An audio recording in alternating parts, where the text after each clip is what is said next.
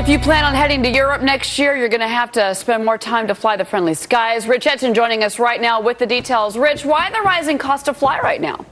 Because of a European Union carbon tax on all flights leaving or landing in Europe. This is on top of a list of already enacted taxes and fees.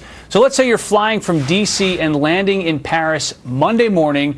Your round-trip ticket includes nearly $60 in U.S. taxes and fees, $25 in French airport taxes, a $33 French passenger service charge, a $5 French air passenger solidarity tax, and what some analysts would figure if this thing kicks in, $6 in EU carbon taxes. Now, the problem for U.S. airlines and politicians, the EU levies that carbon tax for all miles traveled, including those over the United States, Canada, and even international waters.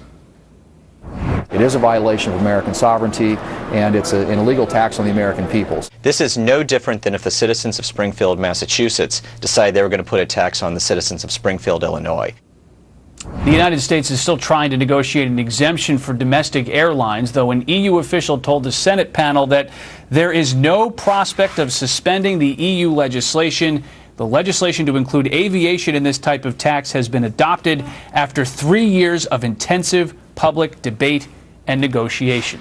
The airline industry says this tax will cost them about $3 billion over the remainder of the decade. Back to you. All right, Rich Edson. Let's go overseas and see what's going on in Europe and how its latest impact on us here in the U.S. The EU's plan on charging airlines for greenhouse gas emissions is not making them many friends around the rest of the world. What will the new tax mean to flyers looking to travel abroad? Rich Edson joins us with more. How's this one literally going to fly, Rich? Well, for some, it just means a few extra bucks flying to Europe. For others, it's a violation of American sovereignty. We'll start with the taxes and fees. This one on a flight from Dulles Airport's near Washington, D.C., going to Paris. A round trip hits passengers with nearly $60 in U.S. taxes and fees, $25 in French airport taxes, a $33 French passenger service charge, a $5 French air passenger solidarity tax, and what some analysts figure would be about $6 in EU carbon taxes when this thing kicks in next year.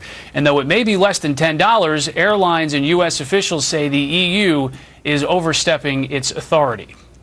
It's the first time since the Stamp Act in the 1760s that you have Europe unilaterally imposing a tax on American citizens for actions that are occurring in the United States. Sending taxes across the pond is something that I thought ended a long time ago, but this really is something that we believe is a violation of American airspace, American sovereignty.